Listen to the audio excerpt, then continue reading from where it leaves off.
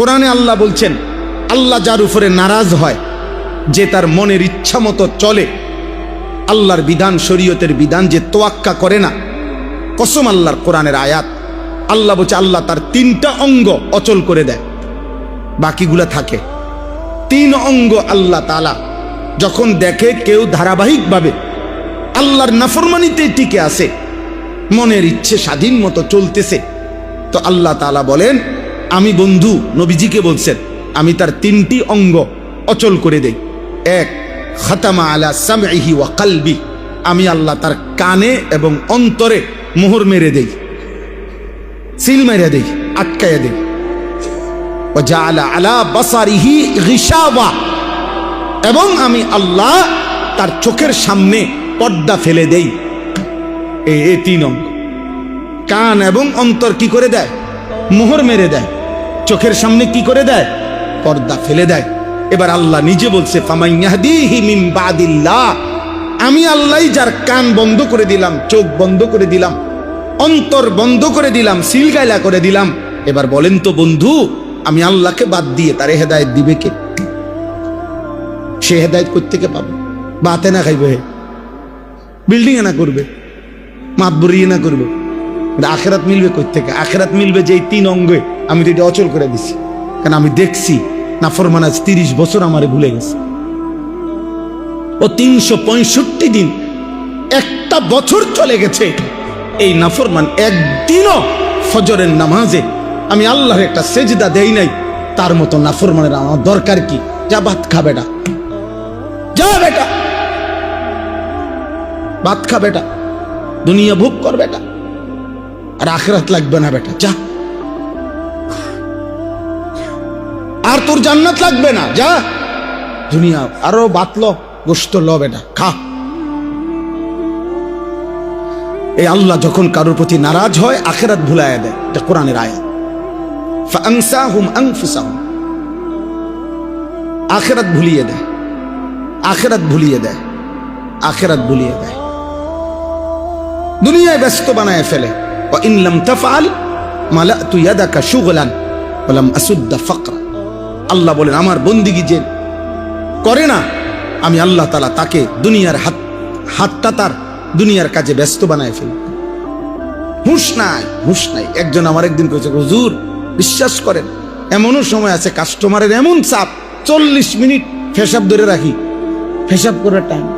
আমি যে আল্লাহ পাকের কত বড় মেহেরবানি, আল্লাহ আপনার ইনকামের বরকতে পেশাব বন্ধ করে দিয়েছে। আল্লাহ মতনের টাইম নাই, মুতবো বাঁচলে অত মোতা মতন যাবে, অন কি দরকার, বেসো আগে। 40 মিনিট মুতে ধরছে কাম, মাগার যাইবার টাইম নেই। কাস্টমার, কাস্টমার, দুনিয়া তারে এমন ব্যস্ত বানায় দিছে। নামাজ কোথায়? আল্লাহ কোথায়? আখিরাত কোথায়? সেজদা কোথায়? হালাল হারাম কোথায়? পাক নাফাক কোথায়? হৃদয়ে আল্লাহর কথা মনে পড়ে কোথায়? আল্লাহ তাআলা বলছে, ওয়া ইন্নাদ দারাল আখিরাতা লাহিয়াল হায়াওয়ান। বান্দা বিশ্বাস করো, আমি সৃষ্টি করেছি দুনিয়া, আমি বলতেছি এটা ধোঁকা, আর আখিরাতই হচ্ছে জীবন। লাহিয়াল হায়াওয়ান, আখিরাতই হচ্ছে জীবন, আখিরাতই জীবন। লাউ কানু ইয়ালামুন, আহা বান্দা যদি এই কথাটা বুঝতা, আমার বান্দা যদি এই কথা বুঝতা, কত না ভালো হইতো। দুনিয়া তো আমি এমনি দিচ্ছিলাম। আরে যা দুনিয়া তুমি বলতেছো তোমার, আল্লাহ বলে কসম বান্দা, এগুলো আমি দিচ্ছি, একটাও তোমার না। শরীর আমার, স্বাস্থ্য আমার, জীবন আমার, যৌবন আমার, হাত আমার, পাও আমার, মাথা আমার, মেধা আমার, বুদ্ধি আমার, জেহেন আমার, রাত আমার, দিন আমার, আলো আমার, অন্ধকার আমার, রোদ আমার, বৃষ্টি আমার, আলো আমার, অন্ধকার আমার, মাটি আমার, পাথর আমার, লোহা আমার। তোমার কি তা? আপনার কি? আপনার কি মিয়া? আমার, এটা আমি এমনি দিচ্ছি, এটা তো আমি দিচ্ছি, আমি বলছি আমি দেমু দুনিয়া। মান কানা ইউরিদুল হায়াতাদ দুনিয়া ওয়া যিনাতাহা নুওয়াফি ইলাইহিম আমালাহুম ফিহা ওয়া হুম ফিহা লা ইউবখাসুন। আল্লাহ বলে, বান্দা শুনো, দিন রাত যারা তোমরা দুনিয়া চাচ্ছ, আমি ওয়াদা দিলাম, আমি ওয়াদা দিলাম, আমি ওয়াদা দিলাম, বরাদ্দকৃত দুনিয়া, তাকদীরে নির্ধারণ করা তোমার জন্য যেটুকু দুনিয়া, নুওয়াফি, আমি পূর্ণ দেব, লা ইউবখাসুন, একটা সুতা, এক লোকমা ভাত কম দেব না, ভাতের একটা লোকমা না, একটা ভাতও কম দেব না বান্দা, দুনিয়া তোরে পুরা দেবো বান্দা। শুধু এতটুকু মনে রাখো, উলাইকাল্লাযীনা লাইসা লাহুম ফিল আখিরাতি দুনিয়া কালিল। শুনেন, বলছে পুরা দুনিয়া এবং দুনিয়ার সমস্ত কিছু আল্লাহ একসাথ কইরা আল্লাহ কোরআনে বলছে কালিল, সামান্য। তাহলে পুরাটা সৃষ্টি জগৎ হইল সামান্য। সেখান থেকে আপনি বাগদাদের যেতটুকুর সীমানার বাদশা, আপনি কোনো পুরা দুনিয়ার বাদশা না, আপনি একটা নির্দিষ্ট সীমানার বাদশা। তো সেইটা আরো কম, পুরাটাই যদি হয় কম, তো ওইখান থেকে আপনি যে দূর পাইছেন এর দূর আরো কম। আর ওইখান থেকে আপনি আমারে যে দূর দিতে চাইতেছেন যে এলাকাটা, এটা আরো কম।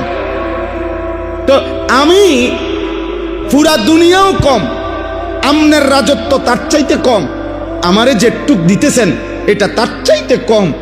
উনি বলছেন আজ 62 বছর, 60 বছরে লাগাতার আমি রাত্রি গভীরে তাহাজ্জুদ নামাজ পড়ে আমি আরশে আজিমে মালিকের কাছে জান্নাতের যেই বিশাল সাম্রাজ্য আমি তৈরি করার চেষ্টা করলাম।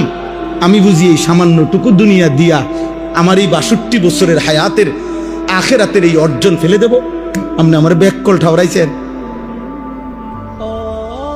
আপনি আমার বেউকুফ পাইছেন মিয়া। আপনি কি দিয়ে আমারে কি নিতে চাইতেছেন? আপনি আমার একটা অঞ্চলের অল্প কুদ্দুর দিয়া আমার জান্নাতের এই বিশাল সাম্রাজ্য নিতে চাইতেছেন? আমি এত বোকা না। এই তখন তিনি বলছিলেন, হে বাদশাহ, আল্লাহর কসম, রাত্রি গভীরে তাহাজ্জুদ নামাজ যখন আমি পড়ি, তো আমার এই কপালটুকু যেই মাটিটাতে লাগে, এই মাটি যেটুক কপাল লাগে শুধু, উনি বলছে আল্লাহর কসম, এটুকু মাটির দাম আমার কাছে গোটা কায়নাতের চাইতে বেশি দাম। কারণ ওইটুকু মাটিতে মাথা রাখলে আমি আমার রবের সান্নিধ্য পাই, আমি আমার রবের সান্নিধ্য পাই। আল্লাহ নবী সাল্লাল্লাহু আলাইহি ওয়াসাল্লাম হাদিসে পাকে ইরশাদ করেছে, আকরাবু মা ইয়াকুনুল আবদু মির রাব্বিহি ওয়া হুয়া সাজিদ। বান্দা আল্লাহর সবচেয়ে ঘনিষ্ঠ হয়, কাছে হয়, এটা হাদিস, বিশুদ্ধ হাদিস। বান্দা আল্লাহর সবচেয়ে ঘনিষ্ঠ হয় সে যখন সেজদা করে। সেজদার চাইতে নৈকট্য বান্দার আল্লাহর সাথে, খোদার কসম, আর কিছু নেই। আল্লাহর নৈকট্যের সবচেয়ে আমল, কাছে যাওয়ার সবচেয়ে আমল কোনটি? সেজদা, নামাজের সেজদা। সেজদা দিলে বান্দা আল্লাহর সবচেয়ে কাছে যায়। আকরাব ইসমে তফদিল, আধিক্যবোধক শব্দ। আমার শায়েখ আল্লামা মুফতি মুশতাকুন নবী কাসিমি হুজুর সবসময় এটা বলে যে বান্দা যখন সেজদা দেয়, আল্লাহ তখন মহব্বত কইরা পিঠে মাথায় যেন কুদরতি ভাবে হাত বুলায় দেয়, আদর করে দেয়, আদর করে দেয়। আল্লাহ তাআলা আদর করে, বান্দা আসছো না, আমার সেজদা দিছ, খুশি হলাম না, এই কাছে আইনা যেন আদর করে। এই জন্য আব্বা, ইসলাম মানে জীবনের সংশোধন, জীবনের গতি ঠিক করা। আমরা মুসলমান, আমরা মুসলমান, আমরা মুসলমান, আমরা ইমানদার। আমার মা মুসলমান, আমার বাবা মুসলমান, আমার জবানে কালেমা ছিল, আমার কলিজায় ঈমান আছে।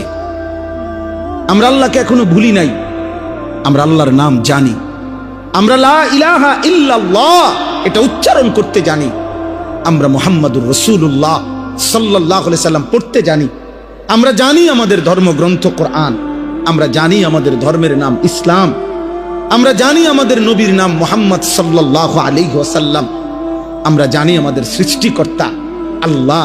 আমরা অনেক আগায় আছি, আর একটু হিম্মত করলে আমরা আখিরাতে জান্নাত হইতে পারব। এত কিছু কাছাইয়া গোলাইয়া দিয়া, বুঝেন না, এই লোকটা যদি আখিরাতটা বরবাদ করে, এটা একটু বেওকুফ না? আল্লাহ বলবে যে আমি তোরে বেটা 4টা জিনিস যার আছে, সে যদি জান্নাত না পায়, আখিরাত না পায়, খোদার কসম আফসোস ছাড়া আর কিছু হবে। 4টি নিয়ামত। 1, আল্লাহ যার রব, মুহাম্মদ সাল্লাল্লাহু আলাইহি সাল্লাম যার রসুল, কোরআন যার কিতাব, ইসলাম যার ধর্ম। এই 4টি নিয়ামত যার কাছে একসাথে আছে, এরপরেও সে যদি জাহান্নামী হয়, এরপরেও সে যদি নেক আমল করতে না পারে, এই দুর্ভাগ্য আর কি, এই কপাল আর কি কপাল, এর চাইতে মন্দ কপাল আর কি হইতে পারে বলে? এর চাইতে মন্দ কপাল আর কি হইতে পারে? হিন্দু আজও স্বীকার করে না নবী সাল্লাল্লাহু আলাইহি সাল্লামকে, হিন্দু আজও স্বীকার করে না কোরআনকে, হিন্দু তো স্বীকার করে না ইসলামকে, ইহুদি স্বীকার করে না, খ্রিস্টান স্বীকার করে না, বৌদ্ধ স্বীকার করে না, নাস্তিক মুরতাদ স্বীকার করে না। আমি নিজে একবার একটা ইউনিভার্সিটিতে বয়ান করছিলাম, ওইখানে 4টা ছেলে আমার সাথে আলাদা কথা বলছিল, আমি ওদের সাথে 1 ঘন্টা কথা বলছিলাম। ওরা পরিষ্কার আমারে বলছে, হুজুর সৃষ্টিকর্তা বলতে কিছু আছে, আমরা এটা টোটালি বিশ্বাস করি না। ওদের আব্বা মা মুসলমান, ওরা নিজেরা স্বীকার করছে। আমি 1 ঘন্টা চেষ্টা করছি, পারি নাই, কিছুই বুঝাইতে পারি না। ও কি কয় আমি বুঝি না, ও কি কবে। আমি এমন একজন ভদ্রলোক দেখছি একবার, উনি কোটি কোটি টাকার মালিক, 1000 কোটি টাকার মালিক, একটা প্রাইভেট ব্যাংকের ভাইস চেয়ারম্যান। উনি নিজে পরিষ্কার জানাজার নামাজের সালাম ফিরাইয়া উনি দাঁড়াইয়া বলতেছে, হুজুররা কবরের আযাবের মিথ্যা ভয় দেখিয়ে মানুষগুলোকে বহুদিন ধরে বোকা বানায় রাখছে। আমি নিজ চোখে দেখছি। এই বাংলাদেশে বলেন কি পরিমাণ আফসোসের কথা। কয়দিনের টাকা তোমারে আখিরাত বুলাই দিব, কবরের আযাবের মিথ্যা ভয় দেখিয়ে আমরা বোকা বানাচ্ছি মানুষকে। মানে বাতের অভাবে, আমরা বাতের অভাবে আপনাদেরকে মিথ্যা বলতেছি, অথচ আমরা না বুঝার কি আছে মিয়া। অটো চালাইলেও যে মাসে 15,000 টাকা ইনকাম করুন যায়, সিএনজি চালাইলে আমার বাচ্চারে আনা নেওয়া করে মারুতি, তেতে তো প্রত্যেক দিন, আজকে সারাদিন ছিল সকাল থেকে মাগরিবের আগ পর্যন্ত, আমি 2000 টাকা দিছি তার, এই এখন আসতে সময়, তাহলে ডেইলি তার কমপক্ষে 1500, 2000, 2200 টাকা ইনকাম আছে। তাহলে মাসে তো 60,000 টাকা, বাদ দেন না 10,000, 50,000 টাকা ইনকাম আছে। তো মারুতি চালাইতে হলে তো নিশ্চয়ই কুমিল্লা ভিক্টোরিয়া কলেজ থেকে ডিগ্রি পাস করতে হবে, ঠিক না? হ্যাঁ, কথা বলেন না, ইনসাফ কি বল? তো এটা না বুঝার কি আছে? হুজুররা বোঝে না, মানে এটা না বুঝায়। আমি কি চিরা খাইয়া বড় হয়েছি? বুঝতাম না, আমি তো ভাত খাইয়ে বড় হয়েছি, আমি কুমিল্লা শহরে বড় হয়েছি। ঠাকুর, আমি ওনার কাছে বহুদিন ওনার নাম শুনছি, জান, এরপরও দেখা হয়েছে, ও দিঘির পারে দেখা হয়েছে, গতবার আরো দেখা। আল্লাহ আমাদের সবাই কবুল করেন। আব্বা, তাইলে এটা বলতে চাই আমি, মানে ইসলাম মূলত আমনেরে এখানে বসবেন এখন, আমনেরে যে আমারে আমনে মোট 1002 টাকা একটা হাদিয়া দিবেন, আমনের একটা ফু দিমু, ফু দিলে চোখটা খুললে আপনি আব্দুল কাদের জিলানী হয়ে যাবেন। এটা কোনো এইটা এরম না, বিষয়টা এটা না। বিষয়টা হলো এ কথা মনে করায় দেওয়া যে আমাদের দিলের 24 ঘন্টার ঝোঁক থাকবে, আমরা মুসলমান, আমাদের দিলের ঝোঁক থাকবে আখিরাত, আল্লাহ, পরকাল। আমি এই কথাটাই বুঝাইতে চাইতেছি। আপনারা সব শ্রদ্ধেয় মানুষ, এই কথাটাই একজন হলেও বুঝেন। আপনি যদি আখিরাত ভুলে যান, আপনি জীবনের সৌন্দর্য হারায় ফেলবেন। আপনি যদি কোরআনে স্পষ্ট আছে, আল্লাহ বলছে, বান্দা আমার সাথে যে সম্পর্ক ছুটায় ফেলে, ফাকান্নামা খাররা মিনাস সামা, সে যেন 7 আসমান থেকে জমিনে পড়ে যায়, জমিনে পড়ে যায়। ফাতাখতাফুহু তাইর, এবার তাকে কোনো বাজ বা শকুন বা চিল পাখি তাকে ছু মেরে উড়ায় নিয়ে যায়। আও তাহবি বিহির রিহু ফি মাকানিন সাহিক, অথবা ঝড়ো বাতাস তাকে এখান থেকে ওইখানে, ওইখান থেকে এখানে, যেই জিনিস আপনার বাইন্দা রাখে না, ওই জিনিস আপনার বাতাসে উড়ায় ফেলে। উড়ায় ফেলে না, উড়াইতে গিয়েও বাতাসের তোড় যদি একবার উত্তর দিকে হয়, ওইটা উত্তর দিকে যায়। আবার যদি বাতাসের তোড় যদি মানে দক্ষিণ দিকে যায়, এবার এটা দক্ষিণ দিকে উড়া যায়। অর্থাৎ এটার আর নিজস্ব কি থাকে না, নিয়ন্ত্রণ থাকে। আল্লাহ এটাই বলছে, আমার থেকে যে ছুটে গেছে, এইবার আর তার কোনো নিয়ন্ত্রণ সে আর রাখতে পারে না। নিয়ন্ত্রণ কখনো ইহুদিরটা ভাল লাগে, কখনো খ্রিস্টানেরটা ভালো লাগে, কখনো মাজুসি অগ্নি পূজকেরটা ভাল লাগে, কখনো মুরতাদেরটা ভালো লাগে, কখনো নাস্তিকেরটা ভালো লাগে, হেতের আর কোনো কি নাই, স্থিরতা নেই। তার তো কেন্দ্র হারায় ফেলছে। কেন্দ্র তো ছিল আল্লাহ, তার তো কেন্দ্র ছিল রাসূলুল্লাহ সাল্লাল্লাহু আলাইহি ওয়াসাল্লাম। হযরতে উসমান আমরা কিতাবে পড়ছি, হযরতে উসমান রাদিয়াল্লাহু তাআলা আনহু, নবী সাল্লাল্লাহু আলাইহি ওয়াসাল্লাম ওনাকে পাঠাইছিলেন হুদাইবিয়ার সন্ধির সময় মক্কার কাফের কুরাইশদের সাথে সন্ধি চুক্তির ব্যাপারে কথা বলার জন্য। তখন এই কথা বলতে গিয়ে উনি যখন দেখা করতে গেছে মক্কার কাফেরদের সাথে, নবীজি হুদাইবিয়া নামক জায়গায় সাহাবাদেরকে নিয়ে অপেক্ষারত ছিলেন। 1400 বা 1500 সাহাবী, 6ষ্ঠ হিজরিতে, মানে মদিনায় হিজরতের 6 বছরের সময়। তো উসমান রাদিয়াল্লাহু তাআলা যখন মক্কার কাফের নেতৃবৃন্দদের সাথে কথা বলতে গেছে হযরত উসমান, তখন উনার পরনের যে লুঙ্গি এটা ছিল টাকনুর উপরে। তো উসমান রাদিয়াল্লাহু তাআলা ছিলেন ইসলাম পূর্ব যুগেও মক্কার কুরাইশদের একজন সম্ভ্রান্ত নেতা, মানে উনি আগেই নেতা ছিলেন। এই কারণেই নবীজি উনারে পাঠাইছেন যে তোমার কথার একটা ওয়েট আছে, তোমারে হেরা চিনি আগের থেকেই, তুমি একটা নেতৃস্থানীয় মানুষ। আর কাফেরদের একটা রীতি ছিল, তাদের মধ্যে যে যত সিনিয়র নেতা তার পরনের পোশাক, পরনের লুঙ্গি তত বেশি টাকনুর নিচে, তত বেশি নিচে। কারণ উনি বড় নেতা, এই জন্য উনি সবসময় রাস্তা পরিষ্কার করে, কারণ জনগণের সেবক, স্বাভাবিক। তো এই জন্য উনি আপনার এটারে বাড়াইয়া দিয়া, যে দূর বাড়াইয়া নিচে হেঁচড়ায়, আর এটা যত বেশি নিচে তত বড় নেতা। এটাই কিতাবে লিখছে, এটা তারা বুঝতো। তো যখন আসছে তখন প্রথম মক্কার কাফেররা ওনারে উসমানকে টিটকারি দিছে, উসমান আমরা কাছে আসিলা তখন তুমি কত বড় পদে ছিলা, আর অন্ত বোঝা যায় মনো ওয়ার্ড মেম্বারও না, অন্ত বোঝা যায় মনো স্থানীয় কোনো দায়িত্ব নাই, নলে লুঙ্গি উঠে গেছে টাকনুর উঠবে। তুমি যদি বড় নেতাই ওইটা ইসলাম গ্রহণের পরে, তাইলে তো তোমার পরনের লুঙ্গি আরো বহুত নিচে থাকতো। তো হেরা মনে করছে উনি আর আগের মতো আর নেতৃত্ব নাই, এই জন্য ওনার পরনের পোশাক কি উপরে উঠে গেছে। তো ওনাকে বলছে যে হায় উসমান, ইসলাম দেখো তোমার আগের নেতৃত্ব কোথায়, আগে তো তুমি আমাদের সম্ভ্রান্ত নেতা ছিলা। এই তখন হযরত উসমান বুঝছে যে ওনার পরনের এই লুঙ্গিটাকে তারা অপমান করছে, যে এটা টাকনুর উপরে কেন পড়লো। তা হাদিসে স্পষ্ট আছে, উনি জোর আওয়াজে তখন বলছে লা ওয়াল্লাহি হাদা ইজারু নবিয়িনা সাল্লাল্লাহু আলাইহি ওয়াসাল্লাম, বলছে আল্লাহর কসম, খোদার কসম বেটা, আমার ইজ্জত কমে নাই, এভাবেই আমার রাসূল, আমার নবী মুহাম্মদ সাল্লাল্লাহু আলাইহি সাল্লাম তার লুঙ্গি পরে, এজন্য এটা আমার তরিকা, এটা আমার অপমান না, এটা আমার নেতৃত্বের ঘাটতি না, এটা আমার পদ কমে গেছে এটা না, এটা আমার রাসূলুল্লাহ সাল্লাল্লাহু আলাইহি সাল্লামের সুন্নাত। আপনারা অনেক সময় অনেকে মনে করে, দেখবেন হুজুর ছোটখাটো বিষয় নিয়ে আপনারা এত মাতামাতি করেন কেন?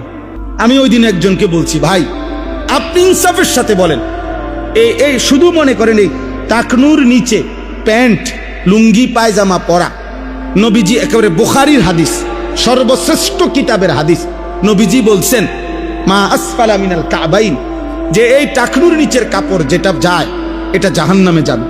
নবীজি বলছেন তার 3টা পরিণতি হবে, 1 হাসরের দিন আল্লাহ তাআলা তার দিকে তাকাবে না, 2 গুনাহ থেকে পবিত্র করবে না, 3 তার সাথে আল্লাহ তাআলা কোনো কথা বলবে না। এই যে ব্যক্তির টাকনুর নিচে কাপড় পরে, আল্লাহ রসুল বলছে আল্লাহ তার দিকে তাকাবে না, আল্লাহ তার সাথে কথা বলবে না, আল্লাহ তাকে গুনাহ থেকে পবিত্র করবে না। নবীজি সাল্লাল্লাহু আলাইহি সাল্লাম বলছে শবে বরাত, যেই রাত্রে কোটি কোটি বান্দার গুনাহ আল্লাহ মাফ করে, ওই রাত্রেও যাদেরকে আল্লাহ মাফ করে না তাদের মধ্যে একটা হলো এরা মুসবিলু ইজারিন, যাদের টাকনুর নিচে কাপড় থাকে। আমার প্রশ্ন হলো, আমনের দৃষ্টি তো এটা সামান্য, তো এটার সামান্য, এটার শাস্তি এরকম কথা বললো কেন? নবীজি এত সিরিয়াস বললো কেন?